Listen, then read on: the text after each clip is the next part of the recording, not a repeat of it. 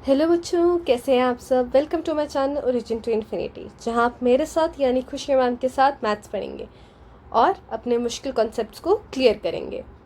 So let's start. तो बच्चों, आज के लेक्चर में हम क्लास 7th का चैप्टर नंबर 1 इंटीजर्स कंटिन्यू करने वाले हैं। आज का लेक्चर इस चैप्टर की लास्ट क्लास होगी एंड हम नेक्स्ट लेक्चर से नेक्स्ट चैप्टर स्टार्ट कर रहे होंगे।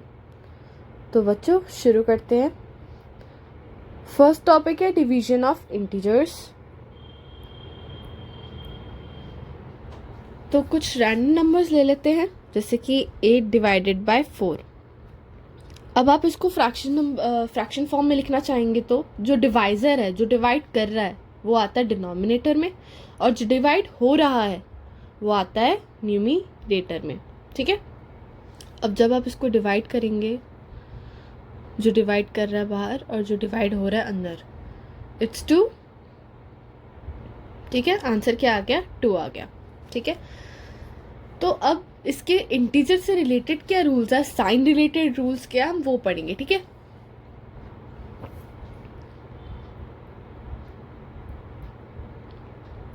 ठीक है। तो अगर कोई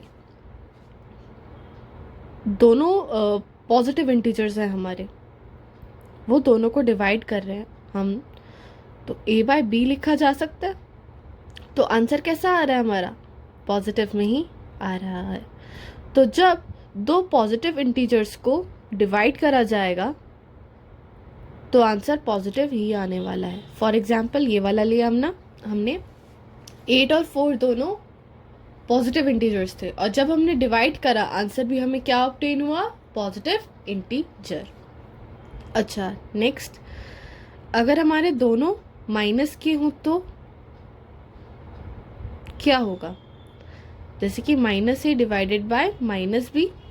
फ्रैक्शन फॉर्म में इसको हम ऐसे लिख सकते हैं, जो डिवाइड कर रहा है वो डिनोमिनेटर में और जो डिवाइड हो रहा है वो न्यूमरेटर में। ठीक है। अब फ्रैक्शन फॉर्म में देखो इसको, तो हम माइनस से माइनस कैंसिल कर पा रहे हैं और हमारा आंसर a बाय बी बच रहा है। माइनस से माइनस कट गया तो सिर्फ प्लस बचा। तो जब हम दो नेगेटिव इंटीजर्स को डिवाइड कर रहे हैं, हमारा आंसर तब भी क्या आ रहा है? पॉजिटिव आ रहा है। ठीक है। और चाहे मैं minus A divided by B करूं, चाहे मैं minus B A divided by minus B करूं, ठीक है, चाहे मैं नेगेटिव इंटीजर को पॉजिटिव इंटीजर से डिवाइड करूं, चाहे मैं पॉजिटिव इंटीजर को नेगेटिव इंटीजर से डिवाइड करूं, इसको मैं क्या लिख सकती हूँ? माइनस ए बाय बी और ए बाय माइनस बी। अब ये माइनस जो है, फ्रैक्शन में हमने सीखा है कि, जो रैशनल नंबर्स में हमने सीखा है कि माइनस जो होता है वो हमेशा न्यूमरेटर में ही लगना चाहिए, और आप चाहे इसको नीचे डालो चाहे न्यूमरेटर में डालो, बात क्या है? सेम है। तो आंसर हमारा नेगेटिव में ही ऑब्टेन हो रहा है। बात सिर्फ इतनी कि अगर आपके दोनों इंटीजर्स जो आप डिवाइड कर रहे हो उनमें से एक पॉजिटिव है और एक नेगेटिव है, तो आपका आंसर आपको हमेशा नेगेटिव ही मिलने वाला है। ठीक है। एक बार दोबारा से बता देती हूँ, दोनों पॉजिटिव इंटीजर्स हो तो आंसर पॉजिटिव आएगा, दोनों नेगेटिव हो तब भी पॉजिटिव आएगा। पर अगर एक नेगेटिव हो एक पॉजिटिव हो, एक पॉजिटिव हो या फिर एक नेगेटिव हो, तो आंसर कैसा आएगा? नेगेटिव आएगा। ठीक है। यहाँ पर इसलिए क्योंकि दोनों में ऑलरेडी साइंस नहीं थे, इधर माइनस माइनस कैंसिल आउट हो गया, और इधर चाहे आप न्यूमरेटर में माइनस देखो या डिनोमिनेटर में देखो, डिनोमिनेटर वाला ऊपर शिफ्ट होकर ऐसा ही फॉर्म बनाएगा। इसलिए हमेशा पॉजिटिव और नेगेटिव इंटीजर्स को जब डिवाइड करा जाएगा तब वो नेगेटिव आंसर देगा। I hope this is clear. तो हम अब आगे बढ़ते हैं और स्टार्ट करते हैं हमारी डिवीजन की प्रॉपर्टीज। अच्छा,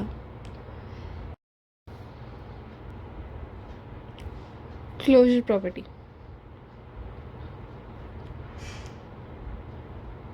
हमारी क्लोजर प्रॉपर्टी कह रही थी कि अगर आप किसी इंटीजर को डिवाइड करते हो किसी इंटीजर से और आपका आंसर इंटीजर ही आपको मिले, तो वो हमारी क्लोजर प्रॉपर्टी फॉलो करता है।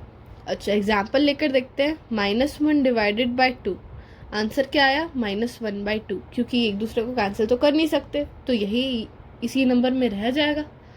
अच्छा, अब -1/2 इंटीजर नहीं होता, या तो ये -1 होना चाहिए था या 2 होना चाहिए था, पर हमारा किसी भी फ्रैक्शन का फॉर्म इंटीजर में नहीं आता और ये एक इंटीजर नहीं है, तो यानी कि डिवीजन क्लोजर प्रॉपर्टी फॉलो नहीं करता। अच्छा, नेक्स्ट पे आते हैं। Commutative property. हमने ये एडिशन और मल्टीप्लिकेशन में करा था कि चाहे आप एक नंबर को आगे पीछे ऐड करो चाहे पीछे आगे ऐड करो, आंसर सेम होता है। या फिर आप किसी नंबर को आगे पीछे मल्टीप्लाई करो या फिर पीछे आगे मल्टीप्लाई करो, आंसर होना चाहिए सेम। पर क्या डिवीजन भी ये प्रॉपर्टी फॉलो करता है? यानी कि क्या मैं इसको ऐसे डिवाइड करूँ या फिर ऐसे डिवाइड करूँ, आंसर सेम आता है? Let's check it with an answer. ठीक है, मैं ए को ले लेती हूँ 4 एंड बी को ले लेती हूँ मैं 2। ठीक है, ए बाई बी यानी कि A divided by B is equals to 4 divided by 2, answer आ गया 2। ठीक है, B by A is b divided by a which is 2 divided by 4। अब इसको कैसे सॉल्व करा जाए? ज़्यादा से ज़्यादा आप इसको 2/4 लिख सकते हो, जो कि कैंसिल आउट होके 1/2 बन सकता है, बस। अब क्या हमारा a बाई बी जो हमारा आंसर आया, क्या b बाई ए जो आंसर आया वो इक्वल है? नहीं है, और इसीलिए डिवीजन पे कॉम्यूटेटिव प्रॉपर्टी भी नहीं लगती। अच्छा, हमने पहले के लेक्चर्स में पढ़ा है कि कॉम्यूटेटिव प्रॉपर्टी जो है वो एसोसिएटिव प्रॉपर्टी की तरह ही होती है। ठीक है, तो अगर कॉम्यूटेटिव नहीं लग रही तो एसोसिएटिव लगने का तो सवाल ही पैदा नहीं होता, इसलिए हमारी 3 प्रॉपर्टीज तो यहीं से गेट आउट हो गई। अच्छा, एक हमने और चीज़ पढ़ी हुई है, आइडेंटिटी। ठीक है, कि हम किसी नंबर को किसी नंबर में क्या ऐड करें कि हमको वही नंबर मिले, किसी नंबर में क्या मल्टीप्लाई करें कि वही नंबर मिले। ठीक है, एडिशन में तो हमने क्या कर लिया था, ए में हम 0 ऐड कर रहे थे तब हमें वही नंबर मिल रहा था, मल्टीप्लाई में हम 1 मल्टीप्लाई कर रहे थे, हमको वही नंबर वापस मिल रहा था। अब ए में ए को इस कैसे नंबर से डिवाइड करा जाए कि हमको वही नंबर वापस मिल जाए। ठीक है, तो ऐसे कंडीशन में भी हमारा 1 ही आएगा। किसी भी नंबर को 1 से डिवाइड करोगे, answer will be that number only. आपने 4 को 1 से डिवाइड करा, आंसर 4 ही आया। 5 को 1 से डिवाइड करा, आंसर 5 ही आया, एंड सो ऑन। आप कोई भी एग्जाम्पल ले सकते हैं। ठीक है, सिमिलरली एक आइडेंटिटी तो नहीं है, पर अब किसी भी नंबर को, जैसे a डिवाइडेड बाय -1 कर दिया मैंने, तो एक चीज़ करने पर हमेशा हमारा नेगेटिव में आंसर आएगा। और क्योंकि याद है हमने अभी ये वाला प्रॉपर्टी करा था, प्रॉपर्टी के साइन में करा था कि अगर दोनों में से कोई भी एक इंटीजर जो है हमारा नेगेटिव है तो सॉल्यूशन में नेगेटिव का साइन ही लगता है। ठीक है, तो आप a को 1 से डिवाइड करोगे, आएगा तो a। अब हमारा नेगेटिव साइन -1 के साथ है, तो यहाँ पर भी माइनस हमें यूज करना पड़ेगा। ठीक है, that's it for the properties. अब हम स्टार्ट करेंगे एनसीईआरटी सॉल्यूशन एक्सरसाइज 1.3, चैप्टर की लास्ट एक्सरसाइज है। एकदम ध्यान से पढ़ना, क्योंकि इसमें ना आगे कुछ वर्ड प्रॉब्लम्स हैं जो बहुत इंपॉर्टेंट है, जैसे कि ये वाली, द टेम्परेचर, ये वाली, एंड इन पे अक्सर क्वेश्चन एग्जाम में आता है। ठीक है, तो एकदम ध्यान से समझना, डाउट आए तो पूछना। तो शुरू करते हैं हमारा क्वेश्चन नंबर 1। क्वेश्चन नंबर क्या कहता है, evaluate each of the following, यानी कि नीचे वाले जितने पार्ट्स हैं, यहाँ आई तक पार्ट्स हैं, हमें सॉल्व करने हैं। Let's start. पहले हम साइन इग्नोर कर देते हैं। सोचो ही मत कि यहाँ पर कोई साइन है और हमारा कुछ उल्टा पुल्टा हो रहा है कुछ डिवीजन में। नॉर्मल डिवीजन करके देखो, 30 डिवाइडेड बाय 10 है, तो हम इसको फ्रैक्शन में ऐसे भी लिख सकते हैं, ठीक है। अब चाहे फ्रैक्शन में लिख कर करो या नॉर्मल वे से ऐसे करो, it's up to you, but आप ये वाला वे यूज़ करेंगे तो ज़्यादा अच्छा है, क्योंकि ये वाला वे आपको बाकी क्लासेस में भी, आगे फर्दर क्लासेस में भी काम आएगा। ये वाला तरीका आपके शायद अभी काम आए क्योंकि इजी चैप्टर्स है, उसके बाद नहीं आएगा। तो इस वाले की प्रैक्टिस बनाना स्टार्ट करो, ठीक है। तो 10 की टेबल में 30 कितने पे जाएगा, 3 पे, 30 एंड डन, ठीक है। सिमिलरली आप यहाँ पे 0 से 0 कैंसिल कर सकते थे, ऊपर 3 बचता, आंसर दोनों में सेम आ रहा है, आंसर इज 3। अच्छा, अब अकॉर्डिंग टू रूल्स हमने जो पढ़ा उसमें क्या था कि अगर हमारे दोनों इंटीजर्स जो डिवाइड हो रहे हैं उनमें से एक भी नेगेटिव है तो आंसर में भी नेगेटिव आएगा। सो आंसर इज -3, ठीक है। नेक्स्ट अगेन नंबर्स देखो, सिर्फ 50 डिवाइडेड बाय 5। अच्छा, 5 के टेबल में 50 कितने पे जाता है, 10, ओके। अब एक पॉजिटिव इंटीजर है, एक नेगेटिव इंटीजर है, तो ऐसे केस में हमारा आंसर किस में आता है, माइनस में, ठीक है। ओके, अगेन 36 बाय 9, ठीक है। अगर आप इनके साइन लगा भी देते हो तो वो कैंसिल आउट हो जाएंगे, माइनस से माइनस कट जाएगा। अब 9 के टेबल में 36 कितने पे जाता है, 4 पे, ठीक है। इजी है, कुछ ज़्यादा मुश्किल नहीं है इसमें, आप आराम से ट्राई करना चाहे तो आप आराम से कर सकते हैं, आपको किसी की हेल्प की ज़रूरत नहीं पड़नी चाहिए। आंसर चेक करने के लिए आप वीडियो देख सकते हैं, ठीक है। 49 डिवाइडेड बाय 49, पूरे कट गए, 1 आ गया। अच्छा, एक नेगेटिव का एक पॉजिटिव का, तो आंसर नेगेटिव में आएगा, ठीक है। नेक्स्ट पार्ट, ई पार्ट, ठीक है। इसके अंदर बोर्ड मास के अकॉर्डिंग हमको पहले ब्रैकेट वाला सॉल्व करना पड़ेगा।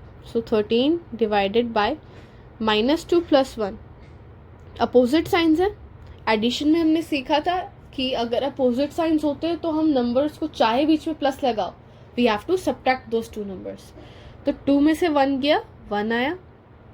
अच्छा, साइन जो है वो ऐसी सिचुएशन में बड़े नंबर का लगता है, तो 1 का साइन प्लस है, 2 का साइन नेगेटिव है। हमको कौन सा साइन अप्लाई करना चाहिए, पॉजिटिव और नेगेटिव, नेगेटिव, क्योंकि 2 बड़ा है और उसके पास नेगेटिव साइन है, ठीक है। सो 13 डिवाइडेड बाय 1, और 1 से कोई भी नंबर डिवाइड हो अकॉर्डिंग टू हमारा आइडेंटिटी, आंसर क्या आएगा हमारा, वही नंबर। अच्छा, 1 माइनस का था, -1 से कोई भी नंबर डिवाइड करा तो उसी नंबर का नेगेटिव मिलता है। So answer is -13। और 0 से चाहे वो नेगेटिव इंटीजर हो चाहे पॉजिटिव इंटीजर हो, डिवाइड होगा तो आंसर 0 ही आएगा, ठीक है। ये बात याद रखना। अगर आपने डिवीजन में 0 देख लिया, आंखें बंद करो और 0 लिख दो। अच्छा, अगर ये हमारा 0 यहाँ न्यूमरेटर में ना होने की बजाय डिनोमिनेटर में होता तो ये कभी सॉल्व ही ना हो पाता, आंसर हमारा नॉट डिफाइंड आता, ठीक है। ये बात का ध्यान रखना कि कभी डिनोमिनेटर में 0 नहीं होना चाहिए हमारा, कभी डिवाइजर 0 नहीं होना चाहिए, डिवाइड करने वाला नंबर 0 नहीं होना चाहिए, ठीक है। उसका आंसर कभी आप निकाल ही नहीं पाओगे अकॉर्डिंग टू मैथ्स के रूल्स। अब जी पार्ट, बोर्ड मास के अकॉर्डिंग पहले ये सॉल्व करना है। सो -31 डिवाइडेड बाय, अच्छा इसमें ब्रैकेट्स खोलोगे तो इट्स -30 एंड -1, यहाँ पे दोनों की लड़ाई हुई और माइनस जीत गया। सेम साइन है, सेम साइन वाले नंबर्स क्या होते हैं, ऐड होते हैं, तो 30 + 1 इज 31, और दोनों में नेगेटिव साइन था तो यहाँ पर भी माइनस ही लगा। इसको फ्रैक्शन में लिख दो, -31 बाय -31, माइनस से माइनस गया, 31 से 31 गया, आंसर क्या आया हमारे पास, 1, ठीक है। इजी, कुछ नहीं है इसमें, नॉर्मल आपको बस सॉल्व करते जाना है, बेसिक मैथ्स का यूज करना और इंटीजर्स के साइंस का ध्यान रखना, बस और कुछ नहीं है, ठीक है। अब नेक्स्ट क्वेश्चन करते हैं. अकॉर्डिंग टू बोर्ड मास पहले ये वाला सॉल्व करना पड़ेगा. 36 डिवाइडेड बाय 12. 36 माइनस का 3. ठीक है. अब पहले तो देखो 12 और 36 को डिवाइड करके 12 के टेबल में 36 कितने पे जाता है? 3 पे. एंड आगे नेगेटिव साइन है तो एक नेगेटिव साइन लग जाएगा. ठीक है. Divided by 3. नाउ 3 को 3 से डिवाइड करेंगे तो -3/3 लिख दो. आंसर क्या आया? 1. और एक नेगेटिव साइन है तो यहाँ पर भी नेगेटिव ही रहेगा. Answer is -1. ठीक है. Next question. मास के अकॉर्डिंग हमारे ब्रैकेट्स की तो प्रायोरिटी होती ही है, तो इन दोनों को एक ही टाइम पर हमें अलग अलग सॉल्व करना होगा. -6 + 5. ठीक है. दोनों के अपोजिट साइंस है तो नंबर क्या होंगे? सब्ट्रैक्ट होंगे. ठीक है. तो 6 में से 5 किया 1. साइन लगता है बड़े नंबर का. 6 बड़ा कि 5? 6. और वो है नेगेटिव का, तो यहाँ पे हमने लगा दिया -1 divided by -2 + 1. Again opposite signs क्या होंगे? नंबर सब्ट्रैक्ट होंगे. 2 में से 1 गया 1. अपोजिट साइन में केस फॉलो होता है कि किसका साइन ग्रेटर है. तो 2 बड़ा कि 1? 2 के आगे है माइनस. ठीक है. -1 से -1 डिवाइड हुआ एंड आंसर आ गया हमारा. ठीक है. आई होप आपको यहाँ तक क्लियर हो गया. बहुत इजी था, बहुत बेसिक था. आपको यहाँ तक नहीं आया तो आई रेकमेंड कि आप पूरा लेक्चर दोबारा देखो. डिवीजन से रिलेटेड या एडिशन मल्टीप्लिकेशन से रिलेटेड जो भी यहाँ पे कॉन्सेप्ट्स फॉलो हो रहे हैं सबके. ठीक है. Let's move on to next question. Verify that a divided by b plus c is not equal to a divided by b plus a divided by c for each of the following. तो आपको क्या करना है? आपको a की value दे रखी है, b की वैल्यू दे रखी है, c की वैल्यू दे रखी है. आपको एक इक्वेशन दे रखी है जिसमें आपको एक LHS गिवन है और एक RHS गिवन है. ठीक है. तो आपको वो वैल्यूज LHS RHS में पुट करनी है और चेक करना है कि आंसर इक्वल ना आए. आपको LHS और RHS इक्वल नहीं है ये प्रूव करना है, शो करना है. ठीक है. बस इतना छोटा सा काम है. स्टार्ट करते हैं. ठीक है. LHS हमारा क्या है? A divided by B plus C. यानी कि A की वैल्यू डाल दो 12 डिवाइडेड बाय B क्या है? -4 एंड C क्या है? +2. ठीक है. अकॉर्डिंग टू बोर्ड मास पहले हमको ब्रैकेट वाला सॉल्व करना है.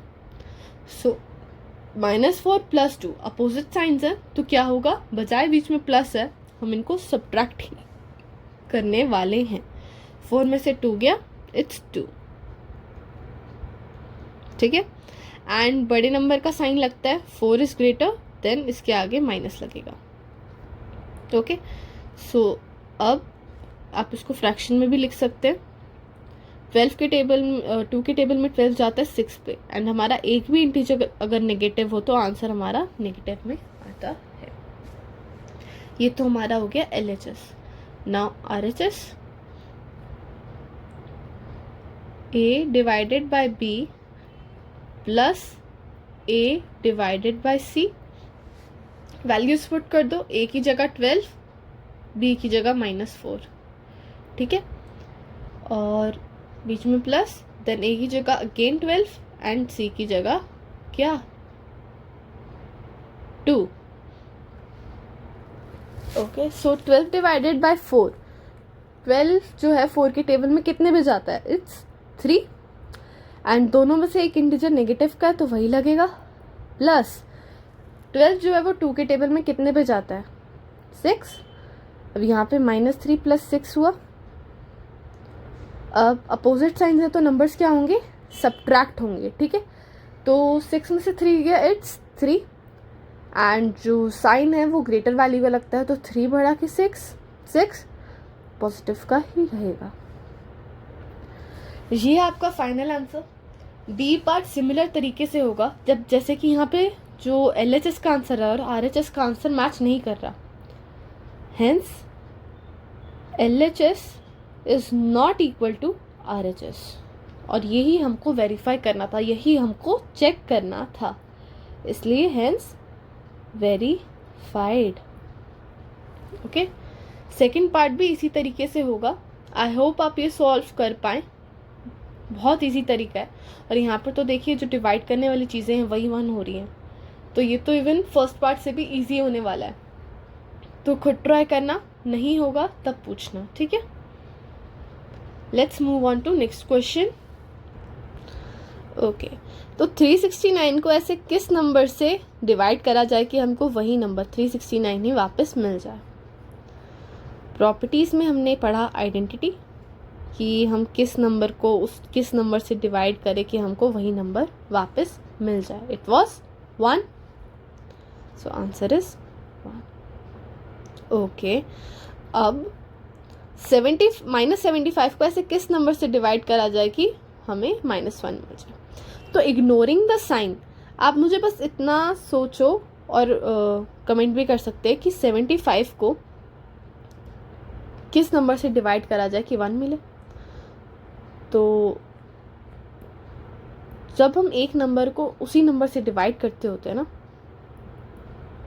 तो हमारा आंसर हमेशा 1 होता है। तो यहाँ पर भी 75 ही होना चाहिए उसके अकॉर्डिंग।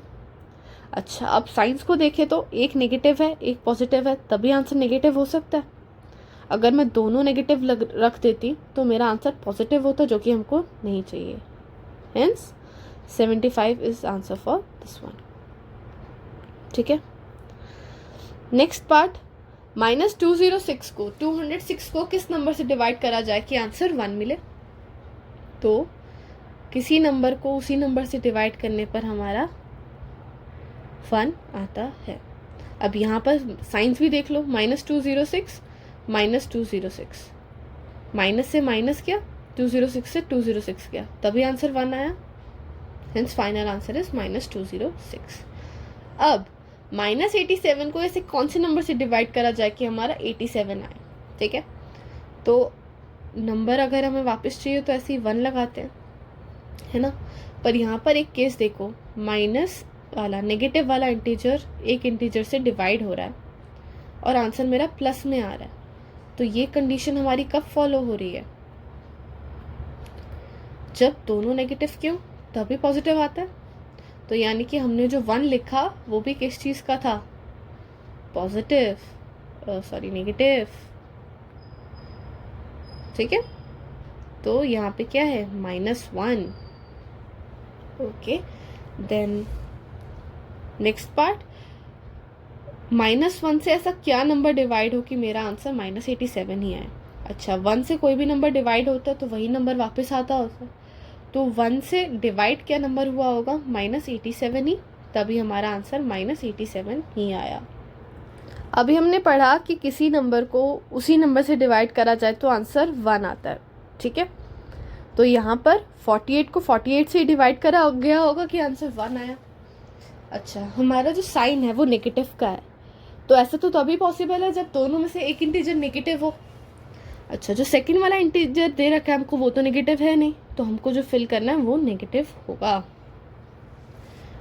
20 को किस इंटीजर से डिवाइड करा जाए कि आंसर 2 आए। 10, 20 को 10 से डिवाइड करते हैं तभी 2 आता है। अच्छा, और ये नेगेटिव का है तो हमारा एक इंटीजर नेगेटिव होना ज़रूरी है, चाहे वो 20 हो चाहे 10 हो। अब 20 तो नेगेटिव है नहीं, सो 10 इज द नेगेटिव इंटीजर।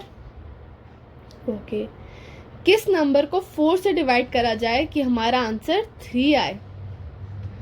12, ठीक है। अब वो नेगेटिव का, तो यानी कि हमारे दोनों इंटीजर्स में से एक इंटीजर नेगेटिव का होना चाहिए था। 4 नेगेटिव नहीं है तो हमने 12 में नेगेटिव ले लिया, ठीक है। यही आपके फाइनल आंसर्स हैं, मैच कर लो कि आपने सही करा है।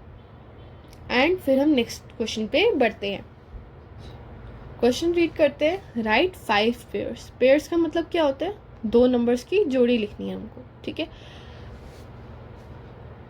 Of integers A B such that A B is a divided by b is -3। तो हमने ए बी ऐसे बताने हैं कि अगर ए को b से डिवाइड करा जाए तो हमारा आंसर हमेशा -3 मिले हमको। ऐसा सा एक पेयर है 6 - 2, कैसे 6 डिवाइडेड बाय -2, ठीक है। 6 जो है वो 2 के टेबल में 3 पर जाता है, एंड एज एक इंटीजर माइनस का तो आंसर -3 आया, ठीक है। तो ऐसे से ही हमको ये जैसे 2 पेयर्स दे रखे हैं वैसे 5 और बताने हैं। एक पेयर ये दे रखा है, 5 हमें और बताने हैं। तो हो सकता है मैं जो आंसर्स निकालूं वो डिफरेंट हो, बट अगर आपका कोई और नंबर लेकर भी डिवीजन पर -3 आ रहा है, वेल एंड गुड।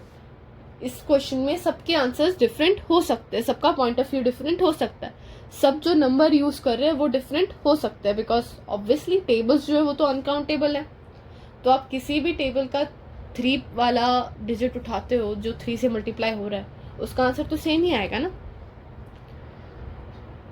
तो आपके अलग अलग आंसर्स हो सकते हैं और सही भी हो सकते हैं। ओके, सो स्टार्ट करते हैं। 6 और 2 ऑलरेडी गिवन है, so I will be taking 24 and -8। अच्छा, मैं -24 एंड 8 भी ले सकती हूँ, आंसर सेम ही आएगा, क्योंकि 24 के टेबल में 8 के टेबल में 24 3 पे जाता है, एंड नेगेटिव साइन चाहे दोनों में से किसी का भी हो, आंसर तो मेरा -3 ही आएगा। बस ये ध्यान रखना दोनों नेगेटिव नहीं हो सकते, ठीक है। फिर 12 -4, 4 के टेबल में 12 अगेन -3 पे ही जाएगा, ठीक है। आप इसको स्टेटमेंट वाइज ऐसे भी लिख सकते हैं, बिकॉज जैसे इन्होंने लिखा हुआ है -24 divided by 8 is equals to -3, ठीक है। Similarly here, because 12 divided by -4 is equals to -3, ठीक है। अब ले लेते हैं हम 15 एंड -5, बिकॉज जब भी आप 15 को डिवाइड करते हैं -5 से, आपका आंसर -3 ही आता है। अच्छा, और ले लेते हैं 18 एंड -6, बिकॉज जब भी आप 18 को डिवाइड करोगे किससे, -6 से, आपका आंसर हमेशा -3 आएगा। एंड लास्ट 60 डिवाइडेड बाय -20, ठीक है। 60 एंड -20, अब ये क्यों है, बिकॉज जब भी आप 60 को डिवाइड करोगे -20 से, आपका आंसर हमेशा -3 ही आएगा। ऐसे आप और भी पेयर्स बना सकते हो अकॉर्डिंग टू योर विल, जैसे कि मैं 10 का बना सकती थी, 10 30, और 9 का बना सकती थी। तो सिमिलरली आपको जितने भी पेयर्स आते हैं आप कमेंट सेक्शन में कमेंट कर सकते हैं। मुझे अच्छा लगेगा अगर आप मुझे बताएंगे कि आपको ये समझ आया, और समझ आने के बाद एग्जाम्पल्स भी आप और सोच पा रहे हैं, ठीक है। तो let's move on to next question. बहुत इंपॉर्टेंट क्वेश्चन है, ध्यान से सुनना, बहुत काम आएगा। ओके, सो स्टार्ट करते हैं। The temperature eight 12 noon was 10 degrees Celsius. The temperature at 12 noon was 10 degree Celsius. तो दोपहर के 12 बजे टेम्परेचर जो था वो 10 डिग्री सेल्सियस था। If it decreases eight the rate of 2 degree Celsius per hour. Question बोलता है कि अगर ये हर घंटे, हर आवर 10 डिग्री सेल्सियस से 2 डिग्री गिरता जा रहा है हर घंटे, जैसे 12 के बाद 1 o'clock हुआ तो 2 डिग्री गिर गया, 10 से 8 हो गया, वैसे ही हर घंटे रात तक वो गिर रहा है। Then at what time the temperature will be 8 degree below zero, यानी कि हमारा 0 है, 0 से अबव हमारा 10 था, बिलो 0 8, 0 के अपोजिट साइड पे है तो हम इसको माइनस लेकर चलेंगे। तो क्वेश्चन पूछता है कि हमारा जो टेम्परेचर है वो -8 डिग्री सेल्सियस पे कब तक पहुंचेगा। देखते हैं। The decrease in temperature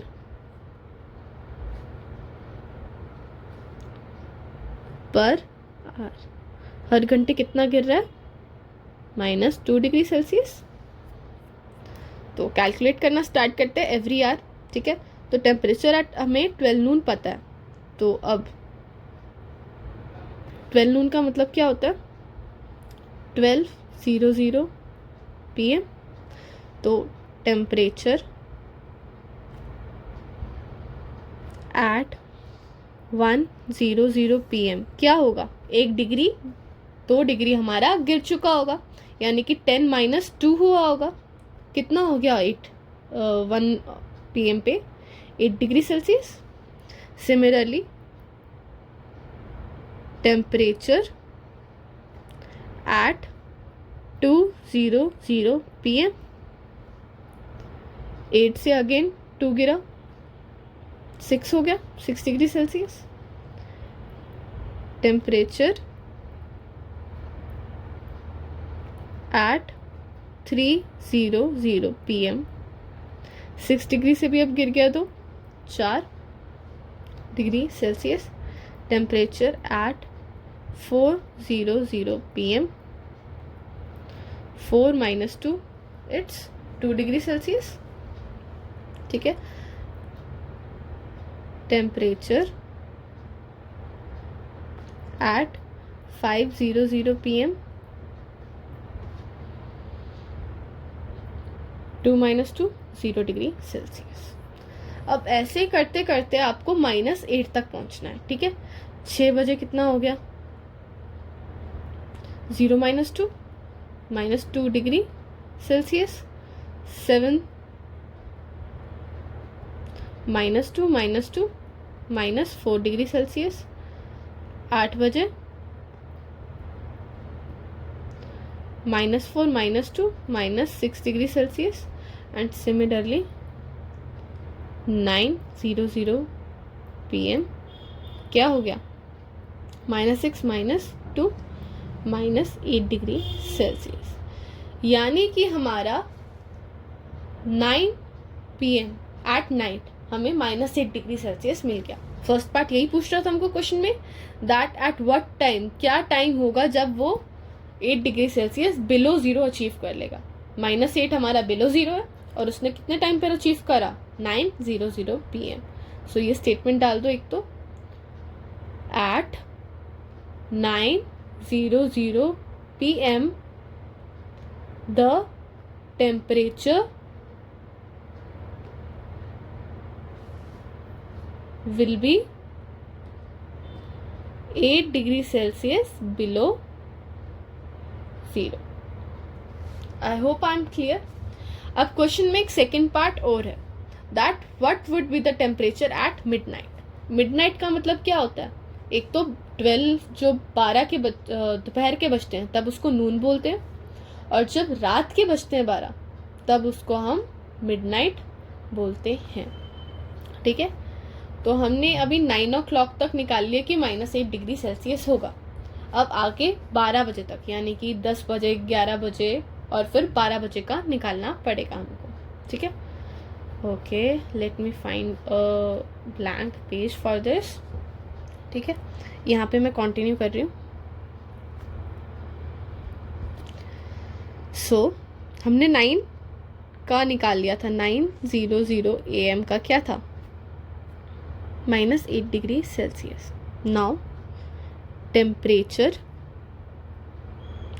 at 10 PM, 00 PM will be -8 -2, क्योंकि 2 डिग्री तो अभी भी गिर रहा है, -10 degree Celsius. Temperature at 11:00 PM will be -10 -2 which is -12 degree Celsius.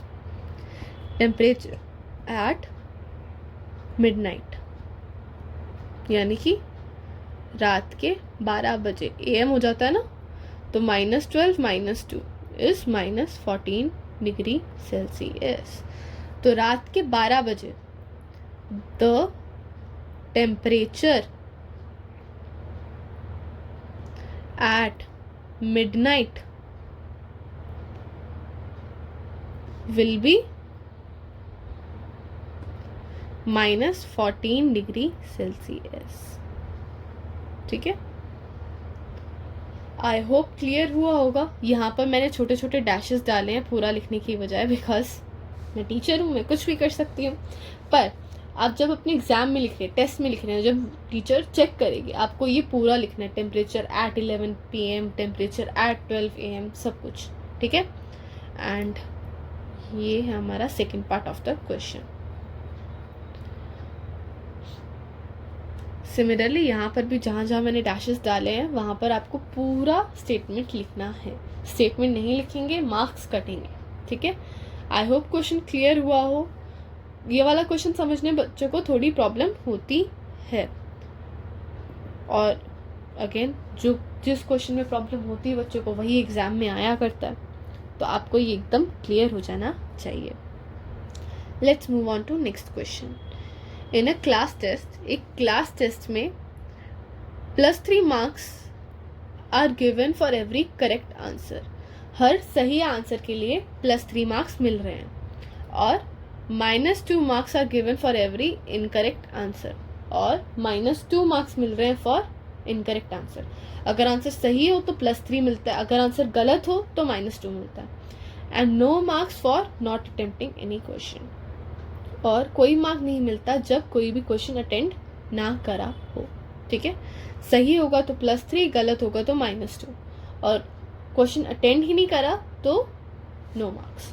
तो पहले लिख लेते हैं ये स्टेटमेंट्स, दैट मार्क्स फॉर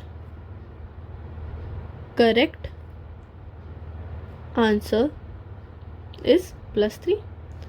सही आंसर के लिए क्या मिल रहा है? +3। Marks for incorrect answer -2, and marks for not attempting, question attempt ही ना करा हो तो 0, कुछ भी नहीं मिल रहा। ठीक है, अच्छा अब फर्स्ट पार्ट पढ़ते हैं। Radhika scored 20 marks. राधिका ने टेस्ट में 20 मार्क्स स्कोर करे।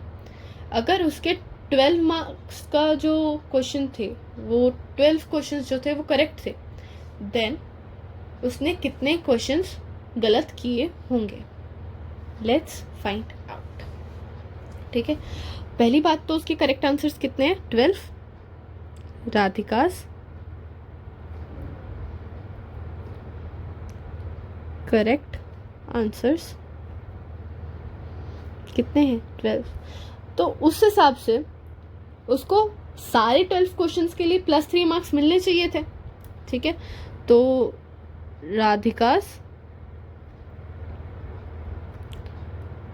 मार्क्स फॉर करेक्ट आंसर्स, तो अगर उसने कुछ गलत ना करा होता तो उस 12 क्वेश्चंस का आंसर करने के लिए उसको पूरे +3 हर क्वेश्चन के लिए मिलते। तो तब उसके कितने नंबर होने चाहिए थे? 12 × 3, 12 × +3, एंड दैट इज 36 +36। ठीक है, पर उसके आंसर्स जो टोटल मार्क्स हैं वो कितने आ रहे हैं? 20 आ रहे हैं, यानी कि गैप है। और वो क्यों क्रिएट हुआ है? Because of the negative marking जो इनकरेक्ट क्वेश्चंस में दी जा रही है। तो मार्क्स ऑब्टेन्ड हैं कितने उसके?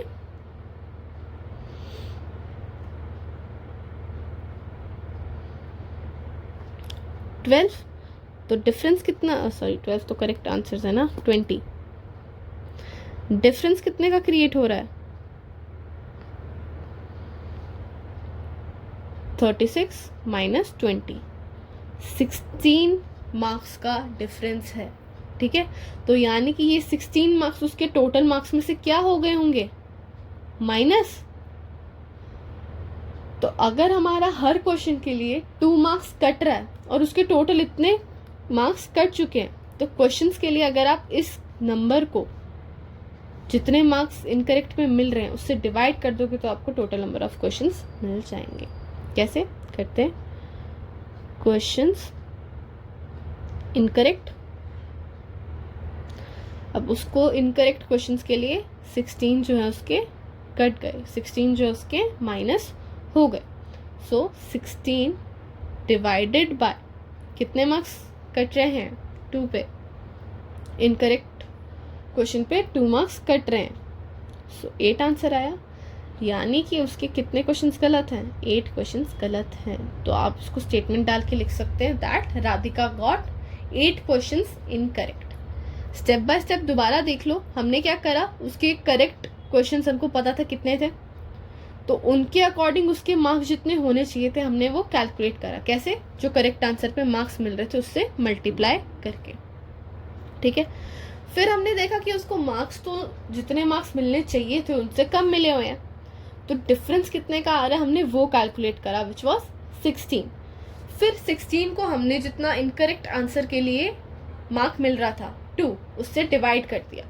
जितना आंसर आया हमारा, it is the total number of question she got incorrect. इतने क्वेश्चन उसने इनकरेक्ट किए थे टेस्ट में। ठीक है, नेक्स्ट पार्ट बिल्कुल सेम है। मोहिनी के कितने मार्क्स आ रहे हैं? -5। ठीक है, उसके करेक्ट आंसर्स थे कितने? 7। करेक्ट आंसर्स बाय मोहिनी कितने थे? 7। तो उस हिसाब से मार्क्स कितने मिलने चाहिए थे उसको?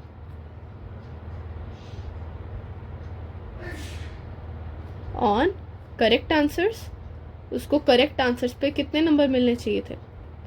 7 × 3, क्योंकि करेक्ट आंसर पे 3 मार्क्स ही मिल रहे हैं, 21। बट मार्क्स उसको मिले कितने हैं? Marks obtained -5। तो एक बहुत बड़ा डिफरेंस दिख रहा है हमें कि उसके 21 आने चाहिए थे और कहाँ उसके मार्क्स माइनस में चले गए। तो marks deducted for incorrect answers कितने? डिफरेंस हम पता लगाएंगे। हमने क्या करा था पिछले क्वेश्चन में, जो उसको मार्क्स ऑब्टेन हो रहे थे उसमें से उसके जो टोटल मार्क्स थे उनको सब्ट्रैक्ट करा था। सिमिलरली यहाँ पे भी करेंगे, 21 -5, जो उसके मार्क्स आने चाहिए थे उसमें से हमने जितने मार्क्स उसको मिले हैं वो सब्ट्रैक्ट कर दिया। यहाँ पे माइनस माइनस है, प्लस हो जाएगा, 21 + 5 विच इज 26। यानी कि उसके टोटल मार्क्स डिडक्ट हुए, यानी कि माइनस हुए कितने हैं? 26। और अगर हम इसको जितने मार्क्स नेगेटिव मार्किंग यानी इनकरेक्ट आंसर्स पे मिले हैं उनसे डिवाइड कर देंगे, हमारा नंबर ऑफ इनकरेक्ट आंसर्स आ जाएगा। ठीक है, सो 26 डिवाइडेड बाय कितना? -2, 13। और एक भी इंटीजर नेगेटिव का हो तो यहाँ पे आप चाहे नेगेटिव ना भी लगाओ तो चलेगा। सो 13 क्वेश्चन उसके क्या थे? इनकरेक्ट। स्टेटमेंट डाल सकते हैं आप that Mohini got 13 questions incorrect. ठीक है, मोहिनी ने 13 क्वेश्चंस का गलत आंसर करा था। I guess this is the last question. हाँ, ये लास्ट ही है, बट इम्पॉर्टेंट है, ध्यान से सुनना। अच्छा, एक बात और, हो सकता है आपके टीचर ने इन नंबर्स को आगे पीछे लिखवाया हो और आपका ये वाला आंसर नेगेटिव में आ रहा हो, बट हमने स्टेटमेंट में ऑलरेडी लिख दिया था दैट मार्क्स डिडक्टेड। ये वाले मार्क्स डिडक्ट हो रहे थे, सब्ट्रैक्ट हो रहे थे। तो इवन इफ यहाँ पर आप नेगेटिव साइन ना लगाओ, यहाँ पर आपका नेगेटिव साइन ना हो, आपका आंसर फिर भी करेक्ट है, बिकॉज आपने स्टेटमेंट में ही अपनी बात प्रूव कर दी कि ये डिडक्ट होने वाला मार्क है। ठीक है, तो डिडक्शन तो मतलब माइनस ही हुआ होगा ना। So if you are applying minus और नॉट डजंट मैटर। स्टार्ट करते हैं। Last question, an elevator descends into a mine shaft at the rate of 6 metre per minute.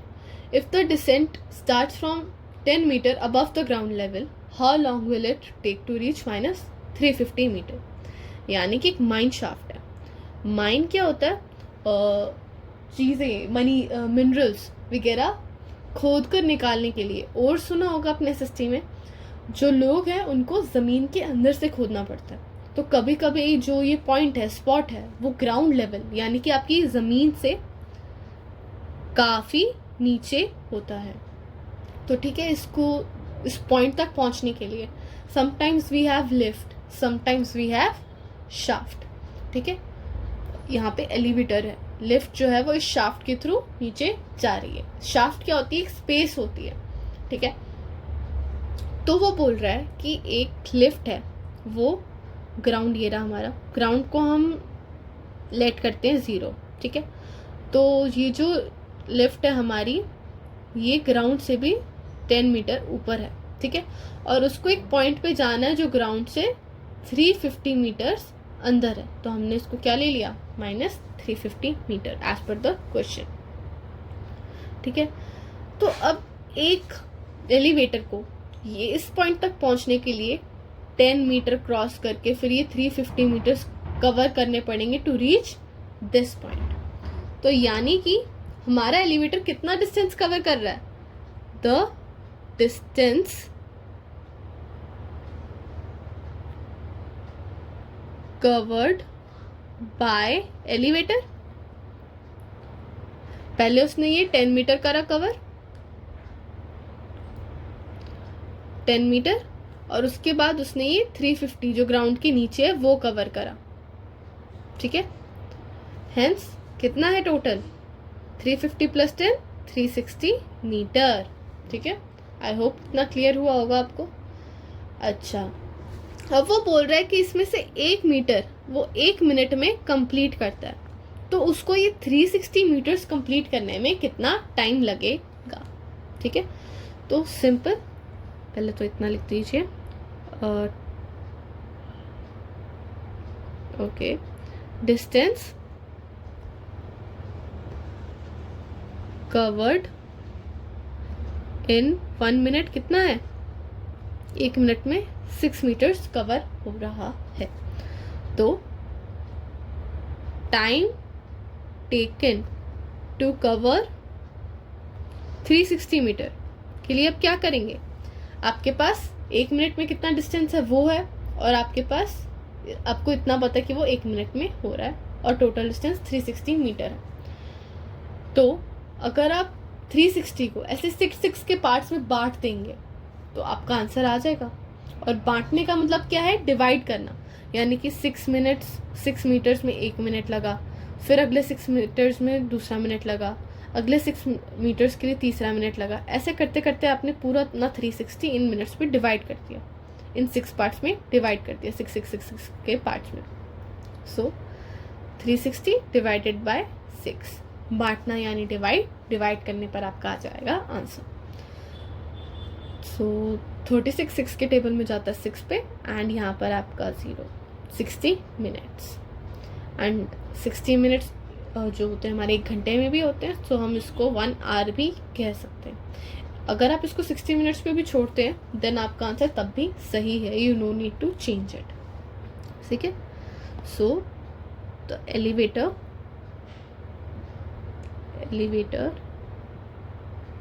reaches -350 meters below ground after 1 hour। या आपका मन चाहे तो इसमें 60 minutes भी लिख सकते हो। And that marks the end of exercise, the end of chapter. NCERT से हमारा चैप्टर कंप्लीट हो चुका है। नेक्स्ट लेक्चर में हम नेक्स्ट चैप्टर स्टार्ट करेंगे, ज़रूर अटेंड करना वो लेक्चर। इस चैप्टर में आपका कोई भी कॉन्सेप्ट वीक रह गया हो, या कोई क्वेश्चन समझ ना आए हो, या फिर जो मैंने एक्स्ट्रा असाइनमेंट प्रोवाइड करा है वो आपसे सॉल्व करने में कुछ प्रॉब्लम आई हो, then do comment in the comment section. ठीक है, I will provide you extra doubt class. ठीक है, और अगर आपको मेरा टीचिंग मेथड अच्छा लगा हो और लेक्चर समझ आया हो, एंजॉय करा आपने, तो do like the lecture, share it with your friends, and thank you for watching.